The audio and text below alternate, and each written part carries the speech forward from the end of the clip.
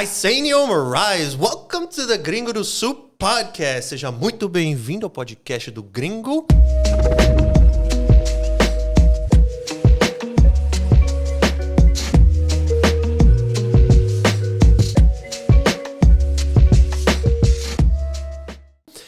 Arsenio, já ouviu falar seu nome assim, em inglês? Yes, thanks for having me. Obrigado por me receber. Fluente em inglês, né? É. Os gringos já... É Arsenio? Ou eles chegam e falam... Eles puxam um pouquinho. Arsenio. Eles tentam respeitar um pouco. Mas, Iso, muito obrigado pela sua presença aqui. Agradeço. Tá? Hoje é que eu vou te conhecer realmente, né, cara? A gente vai se conhecer, tamo aí acompanhando, caminhando juntos aí. Sim, na igreja. A gente sempre se fala correndo, ali, né? Aquela correria. Né? Mas hoje... né? Tá tudo preparado aqui nesse estúdio pra gente trocar uma ideia sem interrupções. Isso aí. A gente se conhecer, né? E eu gostaria de conhecer sua história, né? Eu sei que um pouco sobre você, né? Você é um programador, né? Isso. Empresário, presta serviços, né? De developer aí para empresas aí ao redor do mundo, né? Uhum. Inclusive lá nos Estados Unidos. Também é um presbítero do Ministério Bola de Neve Maringá. Pai de família, tem 2 filhos, né? Homem de Deus. Então eu tô aqui te convidei aqui porque eu quero te conhecer. E eu acredito que sua história que você vai falar aqui, nosso bate-papo aqui, eu acredito que vai inspirar algumas pessoas. Muito bom. Entendeu? Então, cara, me fala, solta aí, se quiser falar inglês, pode falar inglês, depois eu jogo as legendas ali, mas acho que o português deve ser mais fácil, né? Vamos em português que a gente se solta, né? Exato. Que a gente fica à vontade, né? Muito Entendeu? bom. Não, obrigado, assim, de ver os predecessores, as pessoas que passaram aqui antes. Uhum. E eu senti um peso. Até falei pra você, né? Falei, olha, que responsabilidade. Legal, então, que honra estar aqui. Obrigado, tá? É muito bom a gente bater esse papo, conversar, compartilhar um pouco, né? Aquilo que a gente estava conversando um pouco antes. Se a gente conseguir impactar uma pessoa dessa conversa, né? De motivar, de incentivar, eu acho que a gente já atingiu o alvo. Uhum. Eu sei e creio que isso vai atingir muito mais pessoas. Amém. Mas é isso, eu acredito que você resumiu bem ali, né, as minhas funções, minha formação. Ali eu tenho uma formação de programador, de desenvolvedor, né? Eles falam developers ou engineers, né? Sim, que eles software engineer, né? Software engineer. Eles, né, se apropriaram, os desenvolvedores, programadores, que eles se achavam muito simples, né? Aí eles se apropriaram da palavra engenheiros, né? Que daí parece algo mais sofisticado, para poder aumentar talvez o seu salário, o seu reconhecimento. Teve parte disso? Pegando muito dos caras da NASA, né? Muitos da NASA ali são desenvolvedores, são cientistas, e eles são engenheiros, realmente. Sim, né? É um trabalho muito complexo, né? Um programmer não é... Mas a gente tem até uma piada no mundo do desenvolvimento que a gente fala que a gente é engenheiro, mas a gente não tá fazendo foguete, a gente tá fazendo um sitezinho, um sisteminha, né? Você fala, cara, você não é engenheiro, né? Eu nunca tinha pensado nessa perspectiva aí. Então, dessa piadinha, né? Mas é isso, aí eu tenho essa atuação com algumas empresas do mundo. Estados Unidos é uma delas, né? Um dos países, mas acaba atuando, já atuei com pessoas até da China, da Rússia, do Canadá. Então é legal de ter, né, de trabalhar com equipes multiculturais, pessoas do mundo todo. E esse pessoal, eles são seus clientes, né? Isso. Então são as empresas americanas, empresas da China, Rússia. Isso. E como que você conecta com essas empresas? Como que você chegou nesse ponto, talvez aí né? Não foi por acaso, né? O que você teve que fazer para chegar nesse ponto na sua profissão? Excelente pergunta. Eu acho que a resposta é uma resposta longa, né? Mas a gente pode mastigar aqui um pouco. Então, assim, hoje, a minha atuação é muito pro network, muito por pessoas que eu conheci, porque eu estou há 12 anos nessa área, né? Então, eu tenho 32 e comecei a estudar ali com 16 anos. Na verdade, com 15 anos, foi o meu primeiro contato com o computador. Até os 15 anos, eu nunca tinha sentado numa mesa com computador e teclado. Né? Eu teclava, assim, com os 2 dedos, assim, com 15 anos. Uau. Então, eu comecei muito tarde. Só que eu percebi uma aptidão, eu vi que eu gostava daquilo, de resolver problemas. Eu desde pequeno, eu percebi que eu gostava de resolver problemas. Então, nessa área, é uma área que você vai resolver problemas diariamente. Né? Desde problema pequeno a problemas complexos. Então, hoje é muito por network. Mas eu comecei com algumas plataformas, alguns sites que te conectam com empresas do mundo todo. Só que, antes de entrar nessas plataformas, eu percebi que eu precisava ter um inglês. Querendo ou não, o inglês é a primeira língua do mundo, né? É a língua global, né? É a língua global. Tem que saber, tem que aprender, não tem como. E aí, quando eu vi que algumas empresas, isso há 10 anos atrás, então eu já trabalhava como programador. Cheguei a trabalhar na Faria Lima, por exemplo. Trabalhei ao lado dos... Eu não conheço o que... Os Faria Limers, né? Tem até que tem ali é um polo industrial, um polo, né, também financeiro em São Paulo, né? Na Faria Lima ali. Tá. Tem até a piadinha dos Faria Limers, né? As grandes corretoras estão ali. Tipo Wall Street do Wall Brasil, Street tipo, e também as grandes techs do Brasil estão ali na Faria também Lima. Estão. Não todas, mas grandes, né? Sei lá, vamos pegar lá o Wall, por exemplo, que era uma big tech do Brasil, né? Digamos assim, né? Uma empresa grande do Brasil, Wall, né? Essas empresas brasileiras, né? Estão por ali.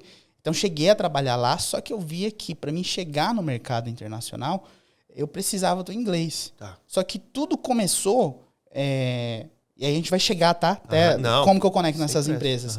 Tudo começou porque quando eu estudava, né? Eu via que o conteúdo que eu estava extraindo tinha ali um atraso de 1 ano a 2 anos. O conteúdo que você estava extraindo para aprender? Para aprender. Tá, então você... Nos seus estudos, você via, cara, isso aqui foi lançado 1 ano atrás. 1 ano atrás. Muita coisa já deve ter mudado. Exato. Eu já estou aprendendo a informação desatualizada. Entendi. Essa é a questão. Tá, em tecnologia, as coisas mudam muito rápido. Sim. Você pode observar na sua TV de casa. Sim. Você compra uma TV hoje, em 6 meses ou 1 ano, tá ultrapassada. Você fala, ou celular, né? Vamos nem falar de celular. Sim, Tá... A tecnologia tá muito rápido. Chegou no ponto que nossos aplicativos eles se atualizam sozinhos, porque não dá conta. Você não dá conta de ficar toda hora lá, update, né? Isso, exato. Tá. Então, aí também esse é um dos problemas da área. Para você estar na área, você tem que querer se atualizar o tempo todo. Então, você vai estudar até o final dos tempos, se você quer entrar nessa área. Acho que muitas áreas é assim, mas tecnologia exige mais, porque você tem que se esforçar para aprender a cada atualização, porque muda muito. Então, eu percebi que eu sempre estava atrás. Tá. Eu sempre começava largada atrás. Daí eu falava, não tem como eu chegar e vencer essa corrida. Daí eu preciso começar a pegar um conteúdo junto com o mercado lá fora. E aí, pensa que era 10 anos atrás. Tá, então 2013 ali. 2013, 2014. Então, naquela época, o YouTube não era tão forte. Poxa, a gente não tinha nem internet de banda larga... Pra todo mundo. Era discada e você carregar um vídeo no YouTube, você vai lembrar, acho que você devia estar fora, né? Mas eu peguei, assim, a internet lá, que eu comecei a mexer no computador, eu acho que você tinha 15, mas eu comecei ali com, sei lá, talvez 10 lá nos Estados Unidos, ou 8, não lembro. Aí tinha aquele... igual você fala, banda larga, né? Não tinha ainda aqui no Brasil, né? Assim, nem tinha. Era discada. Pra você ver um vídeo, você dava play no vídeo no YouTube e cara, ia fazer alguma coisa. 2 horas depois você voltava e tinha que carregar no vídeo de 10 minutos. Então, a realidade era outra. Então, há 10 anos atrás, quando você pesquisava... eu queria estudar, né, tecnologia. Eu queria aprender a linguagem que eu estou utilizando, aqui, o framework que eu estou utilizando, a ferramenta que eu estou utilizando. Então, naquela época, eram revistas, aquelas revistas que vinham com DVD, com CDzinho, você tinha que ir lá, colocar o DVD. E acompanhar com o livrinho ali. E acompanhar com o livrinho, né? Ou, né, posts, blogs. Então, os grandes desenvolvedores, né, eles tinham os blogs, né? E aí, essa era a forma de você consumir conteúdo e aprender. E aí, tudo em inglês. E aí eu falei, esse é um grande problema, eu preciso aprender o inglês. Tá, então, se a gente pensar o Brasil nessa época, sei lá, a gente poderia dizer que antes o Brasil estava décadas, talvez 10, 20 anos atrasado, vamos chutar aí. Hoje em dia, talvez o Brasil, nem não tenha um atraso, né? Não tem, porque já está tudo interligado, entendeu? Então, esses dias eu falei assim, cara, o Brasil, sei lá, de 20 anos atrás, a gente talvez poderia dizer que estava ultrapassado. Sim. Mas hoje, o Brasil de hoje está melhor do que os Estados Unidos de 20 anos atrás, por exemplo. Sim. Entendeu? Sim, sem dúvida. Entendeu? Então, assim, né? A gente precisa ser grato pelo país que nós estamos.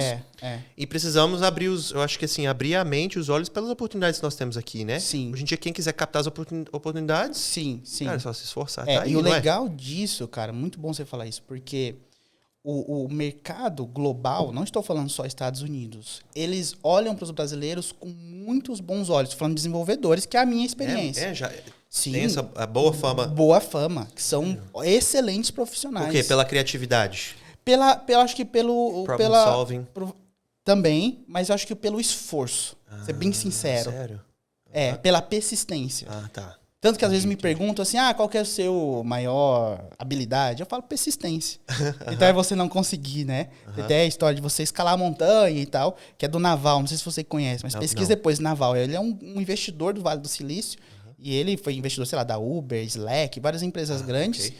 E aí ele ensina muito a você sair dessa zona que você tá travado e não consegue produzir.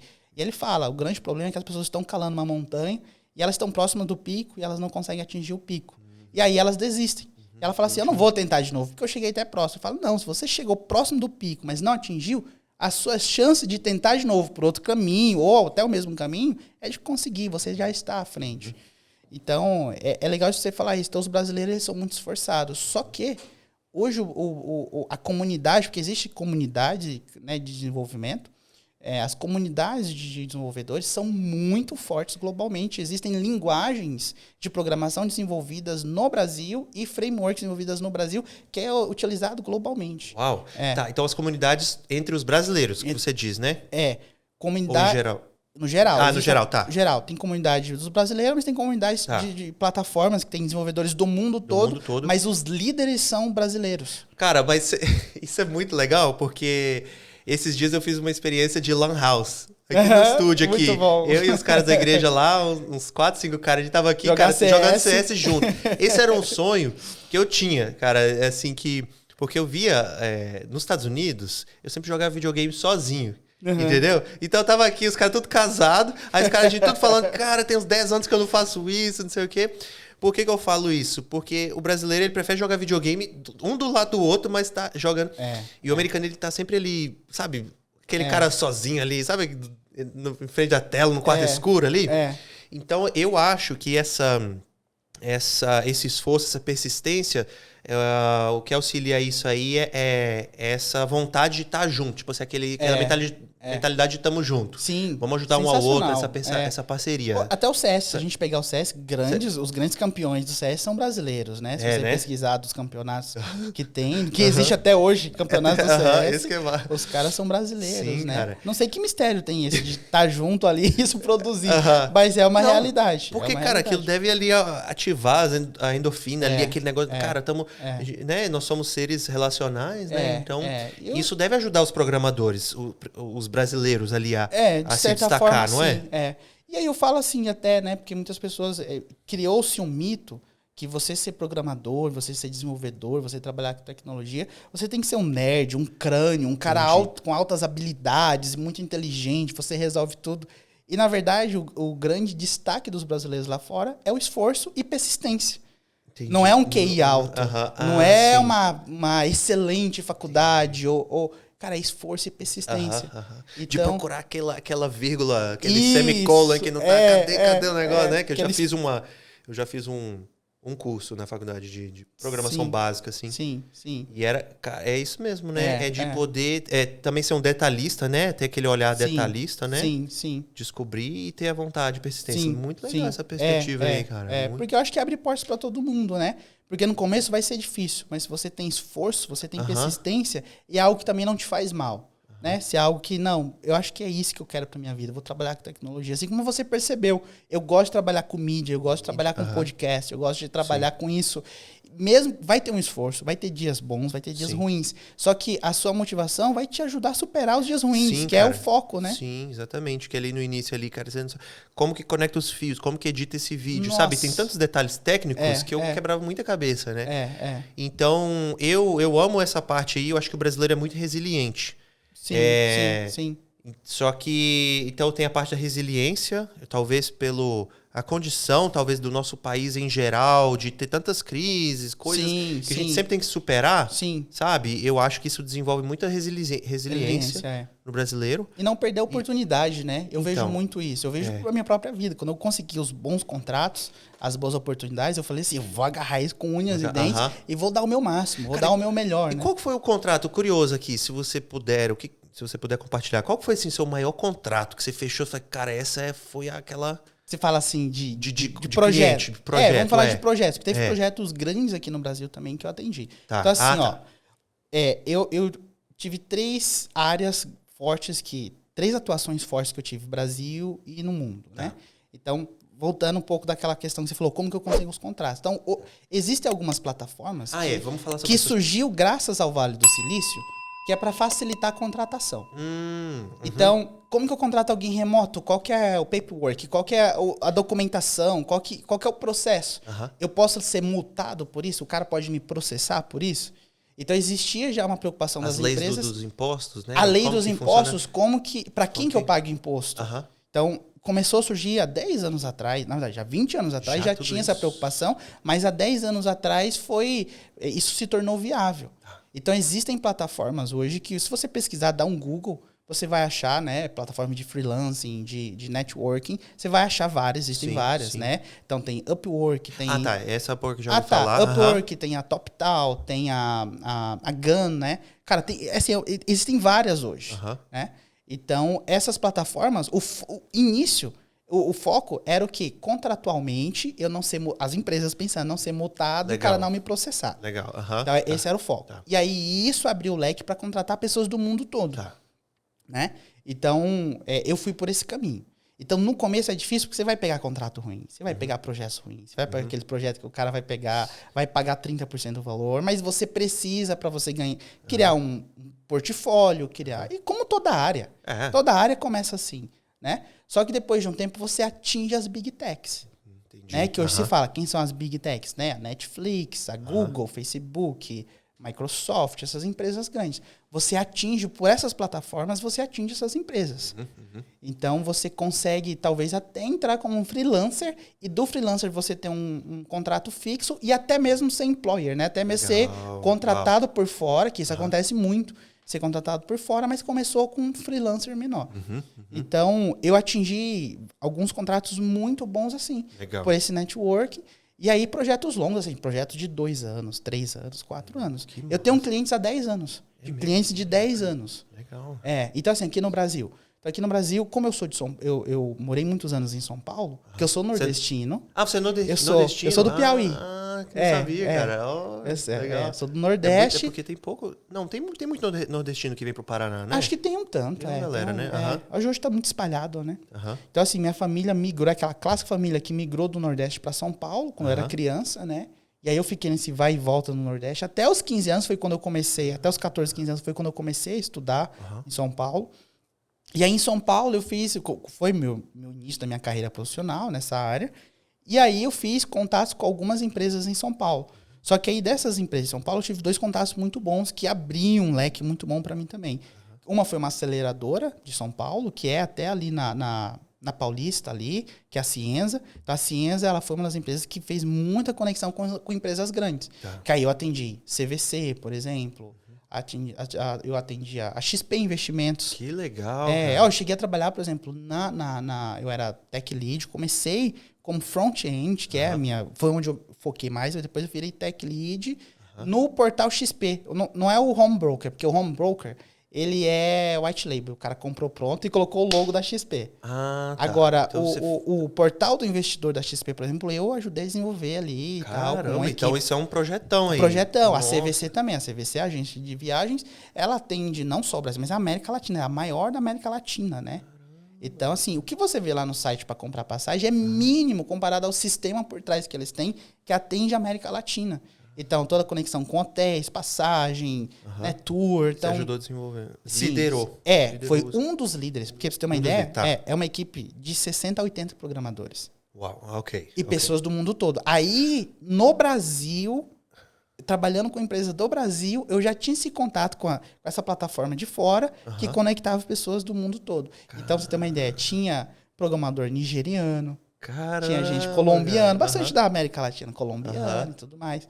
Então, e todo mundo falando inglês. Tinha chinês, tinha muito asiático, tinha gente do mundo todo. Cara, isso é outro mundo aí, cara. Se não fosse por um podcast desse aí, como que eu ia saber desse porque o modelo de gestão é diferente. Você tem que fazer a gestão do time zone, né? Do horário dos caras para você. É um trabalho que a gente chama que não é síncrono, né? Então, síncrono eu tenho que estar junto com você no mesmo tempo. Sim. Então, assíncrono é quando a gente não precisa estar junto ao mesmo tempo, no mesmo horário. Então, são pessoas trabalhando em horário diferente. Então, assim, só que a produção é muito grande. Porque, imagina, é o tempo todo algo saindo, algo sendo produzido. Sim. E também essa forma de pensar diferente, porque cada cultura pensa diferente. Tá. Então, unindo as culturas ali, vai trazer um... Como que a gente chama uma isso? Sinergia, uma forma diferente de pensar, de resolver problemas, né? Sim. A gente entende assim que as empresas de fora, principalmente, fazem isso para reduzir o custo operacional, porque daí o que vai pagar para o cara aqui da América Latina, né? O cara vai fazer a conversão do câmbio ali. Tá. Eu não falei isso, né? Mas foi uma grande motivação também, né? Tô falando aqui de estudar e tal. De ganhar em dólar, né? Quando eu vi o câmbio, na época era 2,90. Não é hoje que era 5. A gente chegou a pegar 5,70 e tudo. Mas o câmbio na época era 2,90. Tá. Aí eu falava, poxa, né? O poder do posso real. ganhar 3 vezes mais se eu ganhar em dólar. Então, querendo ou não, tem essa motivação. Claro. Ainda mais hoje que tá R$5, então você vai ganhar 5 vezes mais. Então é uma motivação. Aí o cara vai ser persistente, né? Sim. Com essa motivação, né? Claro, tem essa parte por trás, né? Para esse incentivo. E aí, então teve esse contato dessa aceleradora, onde eu atuava como tech lead, que é... O que um tech lead é? A gente que é da igreja, vai ser fácil explicar para você. Tech lead, ele é como se fosse um líder de célula. Legal. Ele vai cuidar de até 10 pessoas. Dizem que no máximo, eu acho que o 8 é um número padrão, assim, né? De um máximo de pessoas que a gente pode...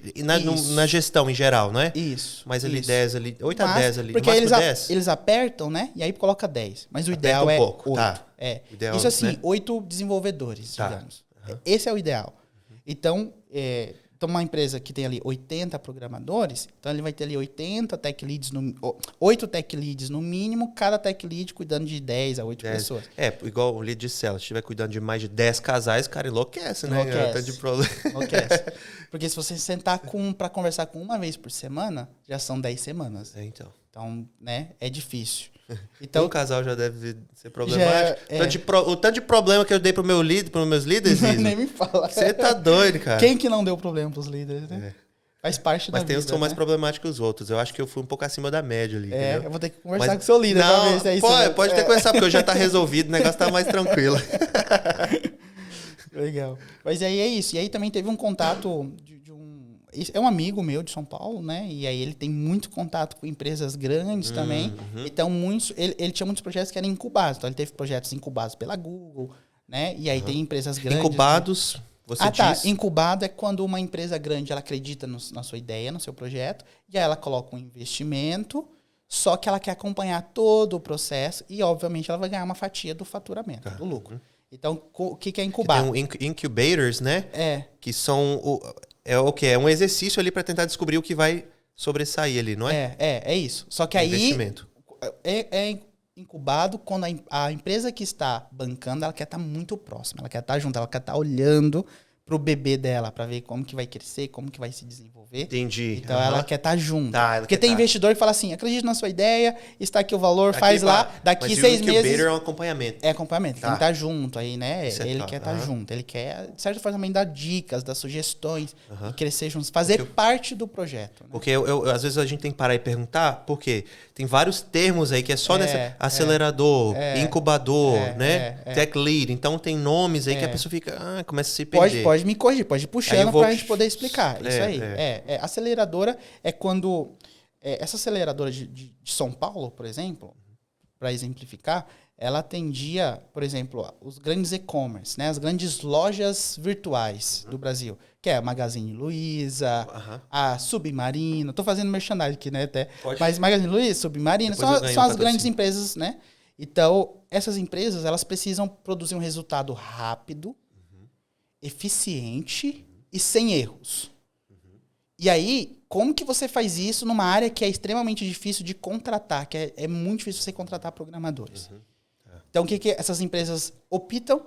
Contratar uma aceleradora. Aceleradoras são empresas que têm programadores em stand-by, em espera, para contratos como esse. Legal. E aí a empresa fala assim, eu prefiro pagar pessoas experientes e tudo mais, vai ser um pouco mais caro, mas eles vão entregar, vai ser eficiente, não vai ter erros. Então, a aceleradora, ela prepara programadores para qualquer projeto. Já ouvi o termo, mas eu não sabia dessa forma que você me explicou. Agora eu entendi. Sai mais caro, mas assim, não tem erro. É muito mais eficiente todo esse processo que foi... Excelente. Tá, entendi. E aí, cara, Pode falar. Aí dentro disso atende, né, HSBC, esses projetos grandes, assim, até a Mitsubishi. Cara, você tem um currículo laço, cara? Sim, você não. tem o... Pô, a Telefônica, a Editora Abril, que já se foi, né? Mas, assim, essas grandes empresas, que aí são projetos longos, é projeto de 1 ano, 2 anos, para estruturar. Então, eu acabei Isso é muito inspirador. Não, eu tô rindo aqui porque é incrível. Não, eu fui contratado para empresa que, assim, eles tinham um projeto rodando, tinha um sistema rodando, só que eles queriam reorganizar, estruturar. Aí eu até falava pra minha esposa, assim, eu sou um faxineiro digital, né? Porque eu vou entrar e vou organizar, estruturar, estabelecer padrões para poder crescer e escalar. Porque se você é igual uma casa, se você não criar o fundamento correto, aquilo vai crescer e vai desabar em algum momento. Então, às vezes é melhor demolir, corrigir e crescer de novo com o fundamento. E aí a escala vai ser muito grande. Que legal, cara. Tem vários tipos de formas que você atua aí com seus clientes, né? Sim, sim. Cara, isso é inspirador demais. Porque, é igual eu falo, né? Esse é um dos propósitos desse podcast.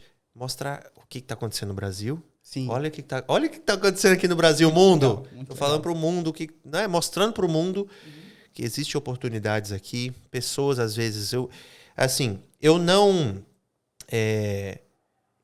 muitos brasileiros vão para fora em busca de oportunidades. Cada um tem seu chamado, cada um tem o seu propósito. Eu não critico. Mas, às vezes, eu tento incentivar. Cara, tenta olhar aqui para dentro primeiro. Antes de fazer uma mudança gigantesca dessa, passar pelo México, fazer uma loucura assim, olha aqui dentro primeiro. O que eu incentivo isso? Porque eu já vi muitos brasileiros passar... Não porque, por exemplo, o cara fala, mas Elias, você morou a vida toda lá, você adquiriu a experiência, agora você voltou pro Brasil, agora você tá falando isso? Não, eu falo porque... Cara, antes de você ir, um brasileiro ir para fora e tal, olha as oportunidades aqui dentro, porque primeiro, vai ser menos risco... Né, de vida, risco de saúde. Vai ser uma mudança muito menos drástica, vai ser muito mais eficiente. Sim. E se você achar uma oportunidade aqui dentro. E além de tudo isso, você consegue desenvolver seu próprio país. Porque o pastor Elias me falou uma vez que o Felipe Parente, né, outro pastor, para quem não conhece, fala assim, a terra clama. Quando o pastor Elias me falou isso, eu falei, cara, isso é verdade, cara. A terra era como se a terra, o Brasil estava me chamando de volta. E eu sinto que o Brasil tem feito isso, eu acho que está fazendo isso, e muitas pessoas devem sentir isso lá fora, a terra clamando. Mas quanto mais você vai ignorando esse clamor, talvez ali, eu não sei, cara, isso pode afetar o chamado das pessoas. Então eu incentivo muito, sabe, as pessoas, quem tá aqui querendo ir pra fora, cara, calma. Procura aqui. Olha o trajetório do ISO. Se você é um programador, você está querendo ir lá para fora? Cara, você pode trabalhar remoto, você pode... Sim. Olha, então... Entendeu? Sim. E eu aí... acho poderoso... Desculpa te interromper. Pode. Eu acho muito poderoso esse seu discurso, porque, assim, é semelhante eu falar assim, não coma essa torta de morango porque não é boa. Você vai falar assim, você provou e não é bom? Não, eu não provei. Então, eu não tenho autoridade para falar que essa torta de morango é boa, não. Legal. Agora, você comeu a torta de morango. Isso. Você morou lá fora. Cara, então você pode falar da torta de morango, sim. né? Eu acho que isso é uma oportunidade que Deus me deu, sabe? Talvez ali um posicionamento que Deus me deu para poder falar sobre isso. Por quê? Nos Estados Unidos, a minha vida já estava feita. Eu morava numa cidade excelente. Teve uma época que eu vi até o Justin Bieber passeando lá na cidade onde eu morava. Que legal. Entendeu? Então, assim, é uma cidade próspera ali, uma área legal, né? Então, eu iniciei morando ali numa cidade onde vão muitos brasileiros para começar a vida e consegui evoluir, consegui atingir ali o status do American Dream. Nunca comprei uma casa com white picket fence, né? A cerquinha branca, mas não era meu objetivo. Todos os meus objetivos lá eu alcancei. Quando eu alcancei todos aqueles objetivos da faculdade, de trabalhar para uma grande empresa, de ter pago todas as minhas dívidas escolares ali da universidade cara, eu morava 20 minutos do aeroporto, Newark Airport, no aeroporto internacional ali. Viajava para qualquer país que eu queria. Incrível. Custo baixo. Então eu tinha esse tipo de vida lá.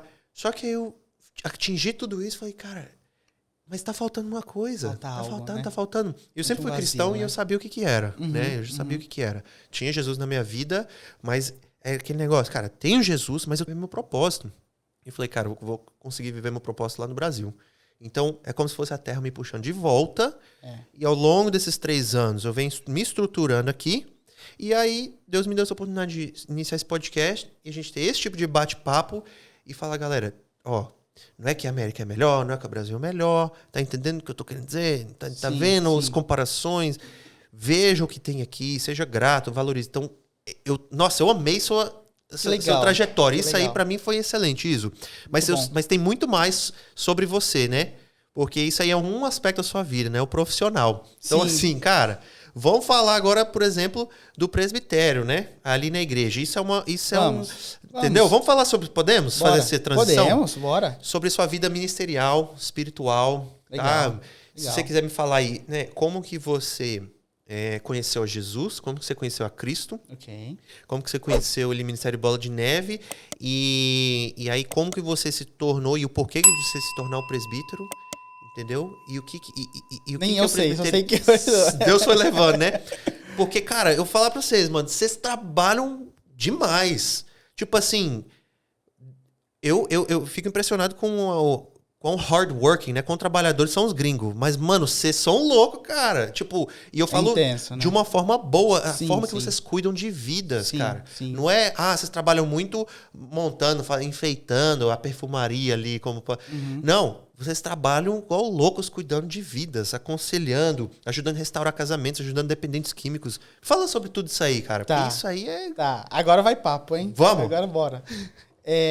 Então, eu morava em São Paulo, como eu comentei, né? Então, a Bola de Neve, ela foi fundada lá, é bem mais forte lá, né? É a ainda. sede, Então, tem não, assim, ainda? quando eu falo mais forte, tem muitas igrejas espalhadas, né? Tem a sede aí em São Paulo. Mas como que eu conheci a Jesus? Como que foi meu processo de conversão? E aí entra uma grande questão, porque eu trabalho com tecnologia. Então, é 0 e 1. É lógica. É 1 mais 1 dá 2. Né? Então, é uma área que é muito difícil. É uma área muito difícil para cristão. Hoje, Sim. você falar que é cristão, dependendo do lugar, você vai sofrer retaliação no mundo de tecnologia. Né? Já teve reuniões, por exemplo, com gringo, Opa. que eu falei assim, né? Thank God, né? Thank God that I found a solution. Graças a Deus que eu encontrei a solução. E aí, na reunião, o cara me corrigiu, meu diretor corrigiu, falou assim, não, graças ao Google. Aí eu Esse é o ídolo, né, do mundo do... Eu sentia que não era para mim entrar em conflito, eu fiquei quieto e, enfim, essa é uma outra história. Thank God, vou deixar, thank Google. não vou contar a história pra você me chamar de novo. Mas aí teve uma situação que daí eu consegui de novo falar thank God, eu sempre falo isso. E aí hoje já tem esse respeito lá. Tipo assim, você insistiu, você falou assim, não, thank God, cara. Porque essa é a minha cultura, isso é o que eu acredito, né? Você pode acreditar em tanto o que você quiser lá fora, porque eu não posso acreditar em Jesus. Então, já sofri retaliação por isso. De ser deixado de lado, de reunião, de coisas. Mas eu permaneci firme e teve os altos e baixos, né? Mas, e aí, é uma área muito difícil. Então, eu sempre fui muito racional. Eu sempre fui muito de que eu preciso ver para crer, né? Eu preciso... Essa é a mentalidade, eu acho mais difícil, às vezes, para Jesus entrar e romper, assim, né? O perfil. Porque... Para Deus, você tem que utilizar o lado criativo do cérebro ali, né? Ativar ali, porque Exato. não tem a lógica humana, não é razão humana. Não tem como explicar, né? Não tem como você explicar. Então, eu sempre tive muito essa resistência. E não estou falando com relação a evangélico, eu estou falando qualquer religião. Eu não acreditava, eu era um ateu não praticante, se é que existe essa expressão. Não acreditava, né? E aí, eu trabalhava numa empresa em São Paulo, com 18 anos, onde eu conheci a minha esposa, hoje, minha atual esposa. E é incrível que parece que começou a rolar um clima entre a gente, e ela é de família cristã. Então, quando a gente se conheceu, a primeira coisa que ela falou eu venho de família cristã, e se você quiser algo, se isso aqui for avançar, você precisa ir na igreja. Ok. Então, eu já ouvi essa... Eu tinha 18 anos, eu falei assim, eu vou ganhar a gatinha, né? Então eu via ela toda bonitinha, toda princesinha. Aí eu falei, eu vou na igreja, vou no culto, né? Só pra... Eu vou no culto ali, dar um miguezinho, né?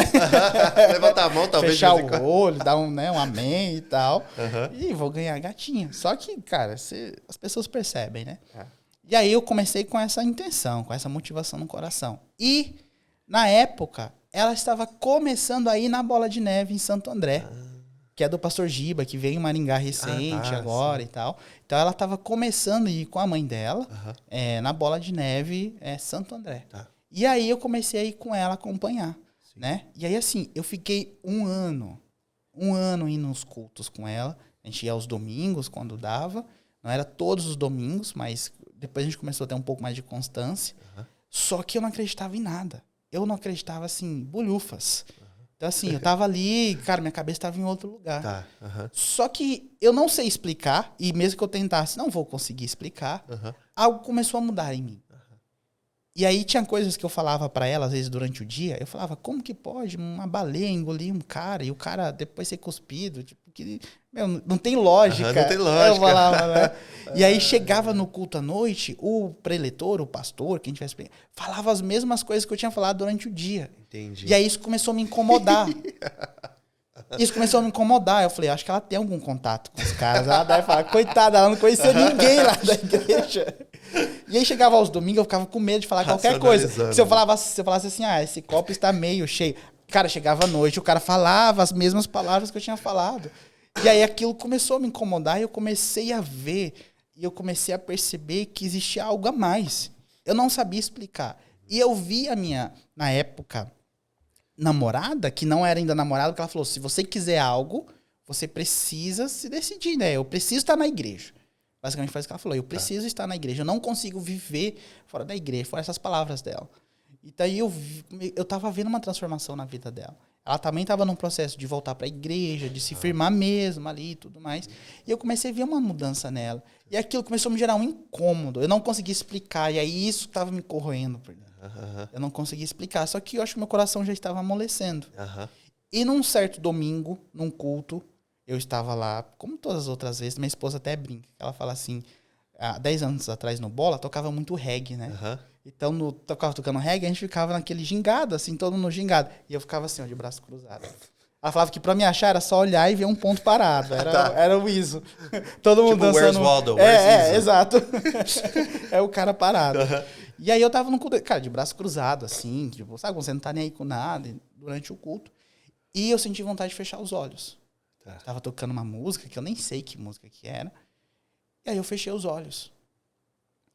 Quando eu fechei os olhos, de repente, assim, eu parei de ouvir a música, eu parei de ouvir quem estava ao meu redor, e aí eu percebi que eu já não estava mais ali, no ambiente da igreja. Eu não sei te explicar como que isso aconteceu. Não percebia mais? Não percebi o som. Você foi transportado ali, talvez. Essa foi a sensação. Tava de olhos fechados quando eu fechei os olhos.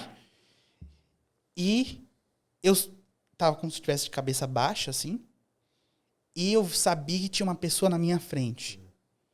E me deu um medo, um temor muito grande de levantar a cabeça e olhar para essa pessoa que estava na minha frente. E aí eu vi as pernas, eu comecei a ver assim o formato de um homem, porque tinha a postura forte, de guerreiro, assim. E eu fui tomando aquela coragem, mas a sensação era de morte. A sensação, assim, se eu olhar para essa figura, eu vou morrer. Então, assim, foi um pavor, um temor, eu não sei te explicar. Era um temor de morte, assim, eu vou morrer. Porque eu sentia, assim, como se o meu corpo estivesse para explodir, assim, como se fosse uma presença, uma radiação, uma força que eu não sei te explicar. E aí, quando eu consegui levantar os olhos e consegui tomar essa coragem para olhar para essa figura, era uma figura, assim, tinha muita luz, eu não conseguia ver exatamente, tinha uma coroa na cabeça, tinha os olhos que brilhavam, e aí falou assim, sou eu. Cara. Só falou isso. Sou eu. Aí aquilo ali me quebrou. Aquilo ali me quebrou. Enquanto você conta isso, é como se eu estivesse sentindo o temor que você estava sentindo naquele momento. Nossa. É o que eu estava sentindo aqui agora, cara. Nossa. Entendeu? Porque quando a gente tem esses momentos extremamente poderosos com Jesus, quando a gente fala sobre eles, dando algum testemunho, tem peso, né? Tem peso naquilo. Então, eu senti agora, no meu espírito, o peso daquele momento ali. O temor daquela experiência que você teve. E quando ele falou assim, sou eu, foi uma voz tão forte que não tem alto-falante que consiga reproduzir. Ele só falou isso. Sou eu. Eu não consegui ver fisionomia, mas eu vi a figura de um homem que era muita luz e eu vi a coroa. Só que a minha visão de Jesus era um Jesusinho com uma auréola na cabeça, com uma roupinha branca. Frágilzinho, ou numa manjedoura exato, ou na exato, cruz. Exato. Mas Jesus é um rei, Jesus é o leão da tribo de Judá, Jesus é o Poderoso. Exato, não com postura de guerreiro, assim, e com aquela... Isso. Era tanta... a expressão que eu consigo usar é irradiação. Era um poder tão grande que parecia que meu corpo ia explodir. Sabe quando você tá pra vomitar? Quando você tá, que você, eu vou explodir aqui. A sensação que eu ia explodir de tanto poder. E aí ele só falou, sou eu, muito forte, assim, sou eu. Uau. E eu chorei no dia, eu tava chorando. Enquanto isso estava acontecendo, eu estava chorando sem perceber. Eu estava tendo essa experiência, mas na igreja eu estava morrendo de chorar lá. E aí minha esposa ficou assustada, porque ela brinca até hoje que eu falo que eu não choro. Eu falei, eu choro, é que você não vê. Mas ela fala que eu sou a pessoa que não chora. Você chora, mas as lágrimas vão pra dentro. Vão pra dentro. Eu vou guardar isso. E aí ela se assustou, ela viu que algo tinha acontecido. Porque ela falou assim, ele não chora. E aí eu estava já catarrando, aquela coisa linda ali, aquela coisa maravilhosa. Você tinha essa barba assim, desse tamanho lá? Não tinha, não tinha. Então dá pra limpar. Senão tava na barba, né? Eu tinha barba ainda. E aí, esse dia me transformou. Esse dia mudou a minha vida, assim. Foi uma experiência, assim, que... eu não busco ter a mesma experiência, porque a gente vive experiências diferentes, né? Mas é uma experiência, assim, tão forte que eu sei que eu vou viver ela de novo na eternidade, eu não tenho dúvida. Mas aquilo ali me mudou. E eu não sei te explicar, mas, assim, foram segundos, e aquilo ali me mudou tão profundamente que eu tinha convicção que era Jesus. E eu tinha convicção plena de que ele estava ali. Uau. Que ele estava ali, não era... Entende? Depois que eu abri meus olhos, eu sabia que ele estava ali no ambiente. Eu fui pra minha casa, a gente não tinha carro, a gente foi embora de ônibus. Eu fui no ônibus em choque, assim, segurando assim na barra de ferro, que quando eu soltei, assim, tava vermelha, minha mão que eu tava em choque ainda. E eu sabia que ele estava ali no ônibus. Eu cheguei em casa, eu sabia que ele estava na minha casa. Então isso mudou, assim, a minha vida, porque tudo que eu ia fazer, eu sabia que ele estava ali. E aí, quando você tem uma noção e você percebe que existe um Criador, que ele que me criou, que ele que criou o universo, isso muda a sua percepção de tudo. Você nem precisou usar drogas para ter uma experiência louca dessa. Não precisei. Entendeu? Então, assim, eu falo isso porque, cara, o mundo espiritual, pra mim, o mundo espiritual é muito mais real do que o mundo natural, cara. Mais real. Eu vivo no mundo espiritual, sabe, cara? Não preciso usar drogas, não preciso meditar. Cara, Jesus, pra mim... Entendeu? É o que eu consigo pensar. Eu só consigo pensar sobre Jesus todo dia, qual que é o meu propósito e tal. Então, a gente precisa falar sobre isso porque, cara, sabe, aquele negócio você quer que outras pessoas tenham essas experiências, né? Sim. Então, cara, isso Essa é a minha oração para muitas pessoas dessa área de tecnologia, que são pessoas racionais, que perguntam assim... As pessoas querem que eu explique para ela na Bíblia, na palavra. Eu falo assim, a minha oração é que você tenha uma experiência. Sim, e o sistema educacional, ele trabalha, né, para canalizar ali pergunta e resposta, né? O 0 e 1. Pergunta, levanta a mão, obedeça, 0 e 1. Isso. Todo mundo virando um robozinho. E o lado criativo vai cada vez mais sendo... Né? Tudo construído, né? Tudo construído de uma forma que né, coloca Deus de lado. Né? E aí seu cérebro, lado criativo, não consegue nem imaginar que existe um criador. Sim. Porque é 0 e 1. Sim. E aí, sim, foi tão incrível que nesse culto, a minha esposa é testemunha disso, porque ela estava no culto e ali começou tudo, né? Eu voltei para casa repensando toda a minha vida, porque eu sabia todas as coisas erradas que eu tava fazendo. Tá. E eu não sei te explicar. Ninguém falou assim, ó, essa atitude tá errada, isso aqui é pecado, isso aqui. Eu já sabia. Então, aquilo ali me mudou, porque eu voltei pra casa falando, eu não posso mais fazer isso. Agora eu vou ter que parar de fazer. Agora começou aquele negócio, né? Aquela luta ali Ninguém interna. me obrigou. Ninguém na igreja veio falar, olha, você precisa... Foi essa experiência. Claro que a gente amadurece, a gente vai tendo entendimento, a gente vai ler a Bíblia, a gente vai pegando os princípios, a gente entende aquilo que vai trazer dano pra minha vida. Não é pecado por pecado, aquilo que estava trazendo dano pra minha vida. Às vezes as pessoas não querem se aprofundar na vida com Jesus porque elas acham que o cristianismo é sobre o que você deve e não deve fazer. As pessoas acham que o cristianismo é sobre moralidade. Moralidade é um aspecto de uma vida cristã. É muito mais... que isso. É uma vida com muito mais liberdade. Mas as pessoas têm essa experiência. Ok, agora eu acredito que Jesus existe. Ixi, mas agora eu vou ter que parar de fumar. Agora eu vou ter que parar de... Aí apavora porque acha que vai perder a liberdade dela. É um estilo de vida. É um estilo de vida. É um estilo de vida. Não é... Hoje eu tenho, cada ano que passa, eu tenho mais e mais liberdade na minha vida em geral. Sim, sim. Cada ano que passa, minha vida melhora. Sim. Cada ano que passa, eu cresço mais. A gente tem muitas lutas, mas quando as pessoas começarem a enxergar que uma vida com Jesus, você prospera mais em todas as áreas da sua vida, não é prosperidade financeira. Sim, sim. Só. Aí talvez, né? Vira a chave, né? Vira a chave. Eu não tenho dúvida que a minha carreira profissional, assim, aonde Deus me colocou, aonde eu estou foi Deus que colocou. Eu não tenho dúvida disso. E isso que você falou de você se sentir mais livre, isso é libertador. E você ser quem você nasceu para ser. Sim.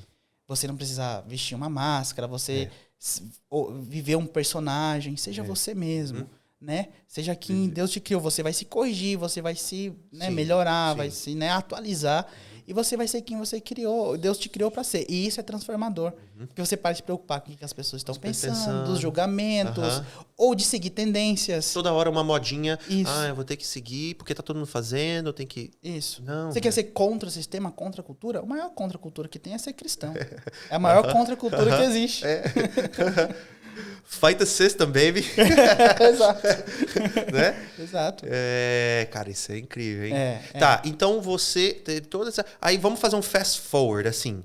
Tá, vamos. Cresceu com Jesus, teve suas experiências e tal. Hoje você é um presbítero ali na igreja. Eu tinha 18, 19 anos. Hoje eu tenho 32. 32. Você é presbítero desde quando aqui? Eu não vou lembrar. Quando que você mudou pra Maringá?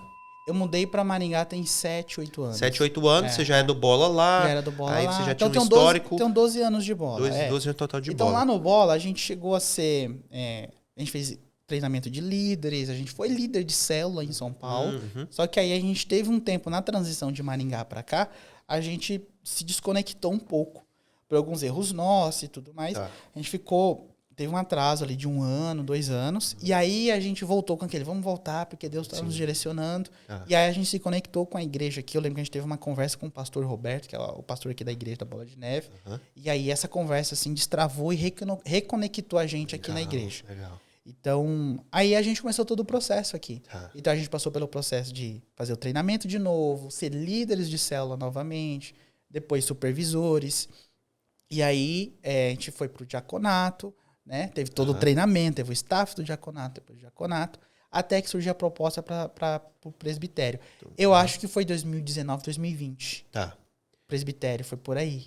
Então, 2018, a gente fez todo o processo de novo, né? A gente fez o treinamento do curso de líderes, aí a gente assumiu como líderes de célula, e aí a gente foi para supervisor depois, aí iniciou o treinamento do diaconato como staff do diaconato, depois diáconos, teve a unção, depois de 1 ano de treinamento do diaconato.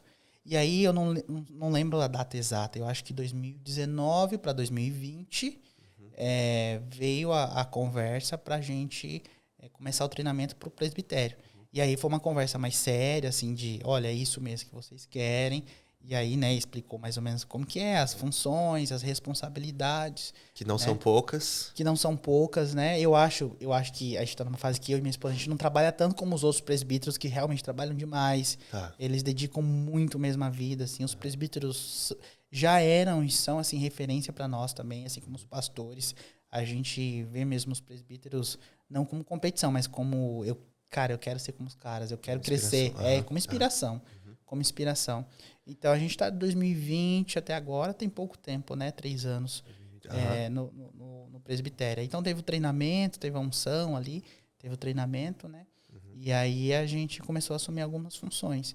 E o presbitério, ele para quem não está muito familiarizado, ele tem ali a organização na igreja, que é para ter uma ordem, para ter, né, uma gestão boa, para ter... Isso é bíblico, né? Sim, para carregar os caras de carriola depois que acaba carregar, o culto, né? Que eu não esqueci disso. Não vamos nem precisar falar sobre isso aí, mas... seria bom falar, né? Pode falar então, se quiser. Porque teve um final de culto lá, nem lembro que culto foi. Foi de quebrar fortalezas. Mas o pastor Roberto pregou sobre Fortaleza. Sim, mas não era conferência, foi um culto. Não era conferência, é um culto. Quem diz normal, né? Um culto. E aí teve uma presença muito, muito especial, preciosa, assim. Muitas pessoas foram tocadas por Deus, inclusive o Elias aqui. O pastor me afundou no altar. E aí Já era tarde da noite. Todo mundo Nossa, tinha ido cara, embora já tava desligando as luzes. Não, as luzes já estavam apagadas. Já tava, cara. Só tava um fiozinho de luz. Porque eu tava assim. apagado, você me viu ali, não sei. E aí, a gente querendo ir embora, já era tarde da noite. Nessa semana era a minha escala do presbitério. E aí, a gente viu uma mulher e falou: o que você tá esperando? Era a esposa do Elias. Falou: tô esperando meu marido ali no chão, que apagaram ele. Tava lá o Elias desmaiado no chão, lá no piso da frente da igreja. E aí eu falei: pô, mas o cara é grande, né? Eu não consigo carregar sozinho. Daí eu fui magrelo, chamar... mas alto. É magrelo, mas é alto, né? Aí eu fui chamar um outro, acho que era um diácono que tava junto comigo. Era? Que ele tava pra fechar a igreja também.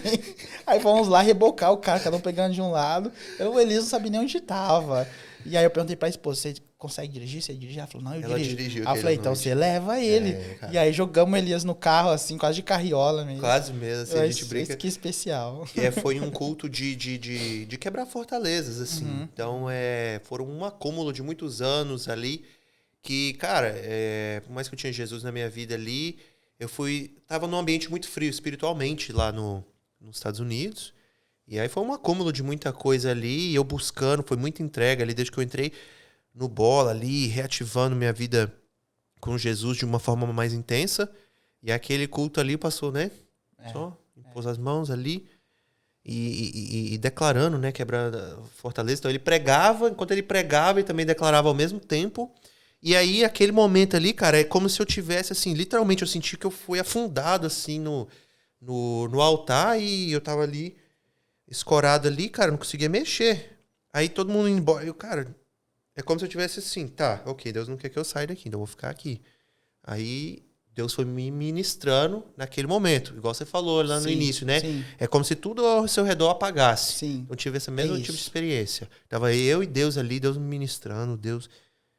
E é transformador, né? E cara, você não consegue explicar. Você não consegue explicar, mas ao longo do tempo você vê os frutos da quebrantamento das fortalezas, da destruição das fortalezas, né?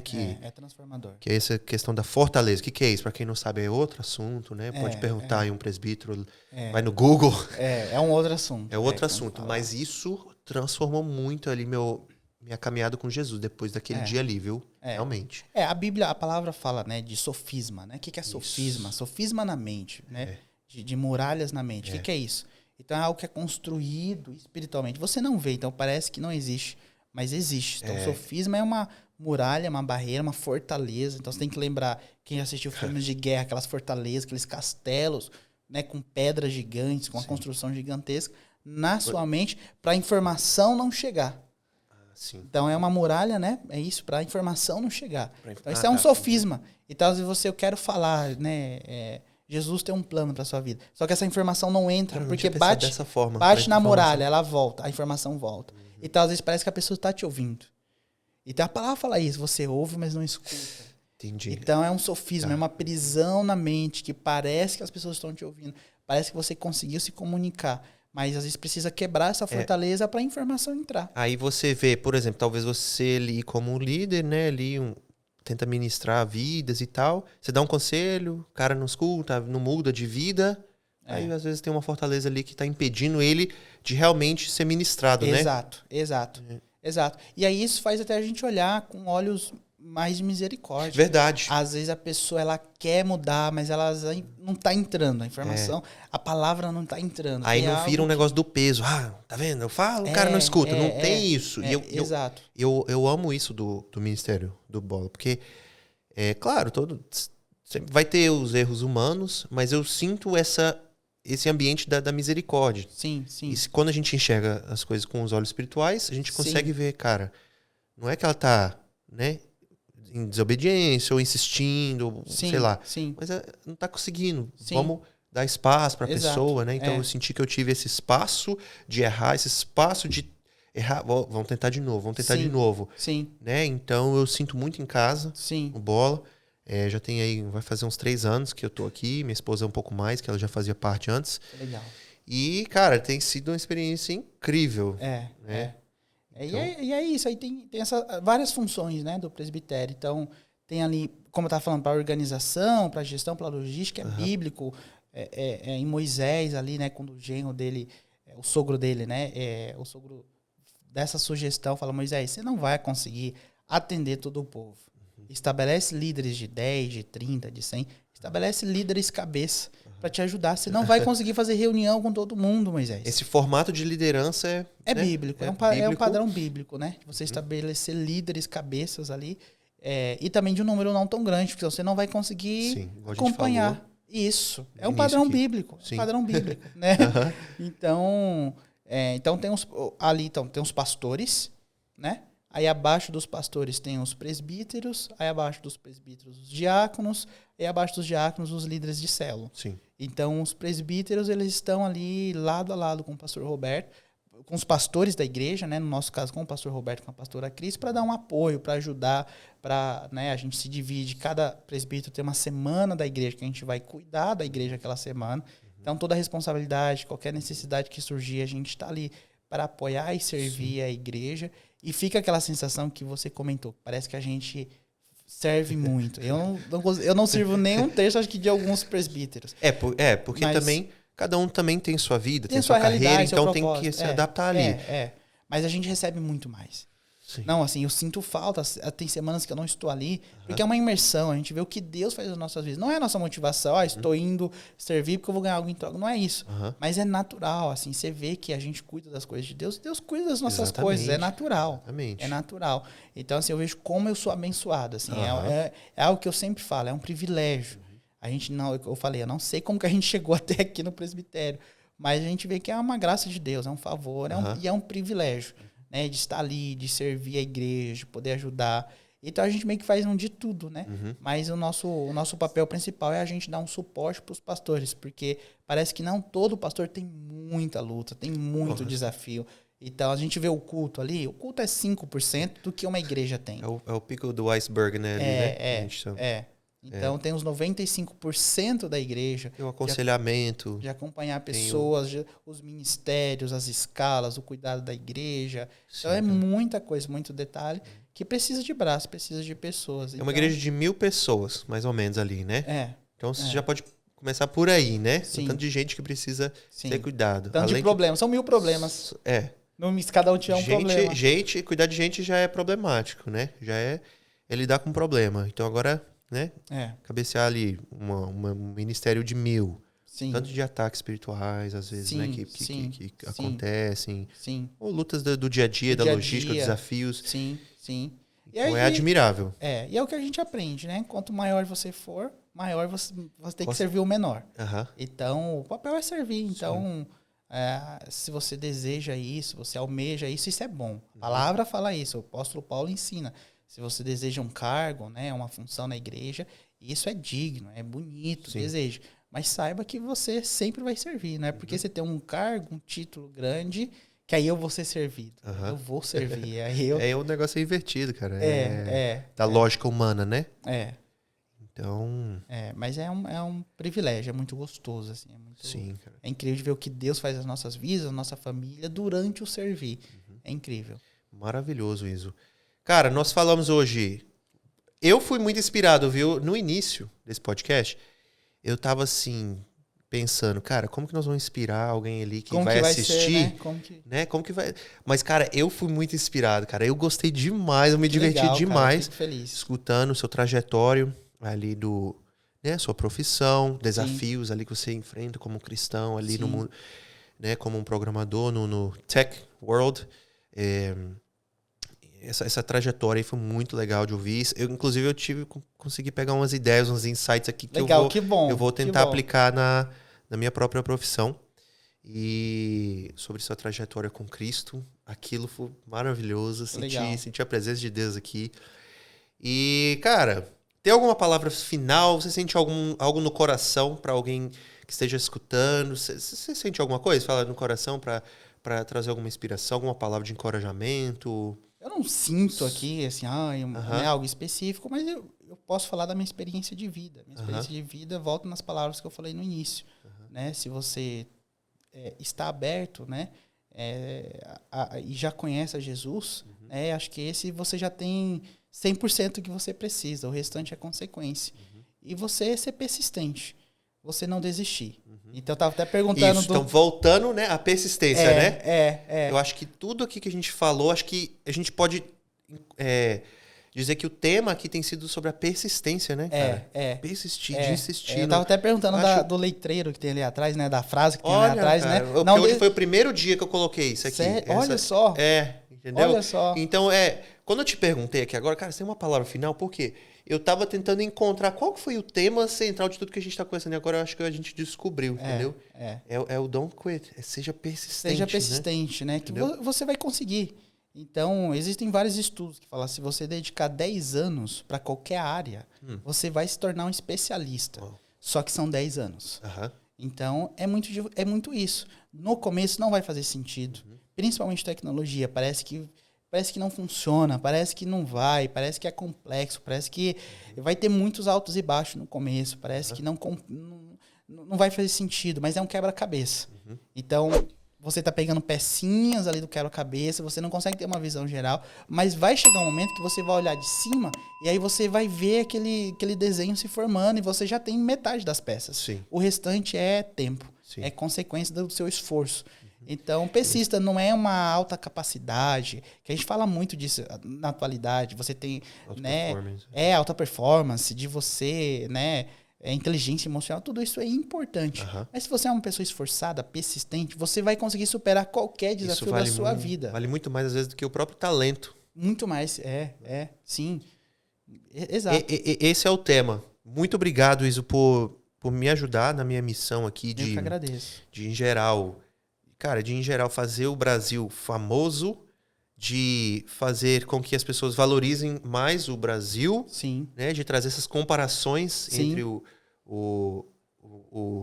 Estados Unidos, minha vida como gringo ali, e a vida brasileira. Então isso é incrível também. Então você também está me auxiliando na minha missão com esse podcast e de inspirar com esse tema, que eu acredito que foi o tema central hoje, de ser persistente, insiste. Muito bom.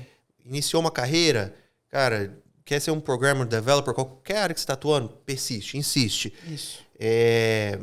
Tá iniciando aí sua vida com Jesus, não tá entendendo, tá meio perdido, cara, insiste. Persista. Mesmo que não faça sentido. Persista, mesmo que não faça sentido. Desliga o racional um pouco, persista. Deus vai te dando pistas, né? É como a lâmpada, né? Deus é como a lâmpada para os meus pés. Então, persista, Deus vai te mostrando o próximo passo, passo. Não precisa fazer, tudo precisa fazer sentido e encaixar agora.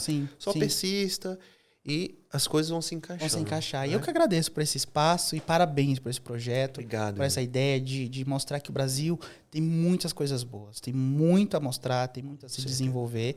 E eu acho que essa área de tecnologia ela vai ter um papel fundamental no desenvolvimento do país.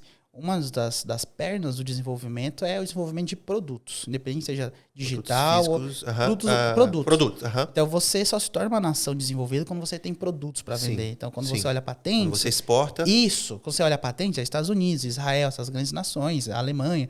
Então a gente precisa, como o Brasil, a gente tem um potencial, a gente é esforçado, a gente tem a força, a gente tem a vontade.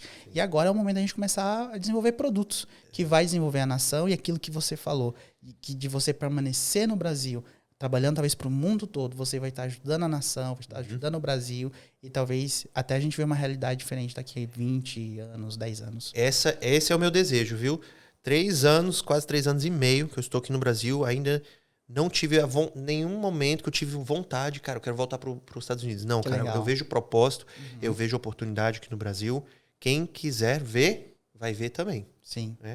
É isso que essa é a mensagem de hoje. Obrigado, Thaíso. Parabéns. Você acabou de receber o selo do gringo, que é tipo um green card, que te dá acesso não aos Estados Unidos, porque eles não vão aceitar isso aí, então nem tenta, mas é o green card do gringo do sul. E isso te dá acesso a poder voltar aqui para esse estúdio, que é território americano, não oficialmente. Que é a embaixada, né? Aqui é a embaixada, meu irmão, do gringo do sul. Embaixada do gringo. Muito obrigado, Thaís. Até a próxima. Até a próxima, valeu. Isso aí.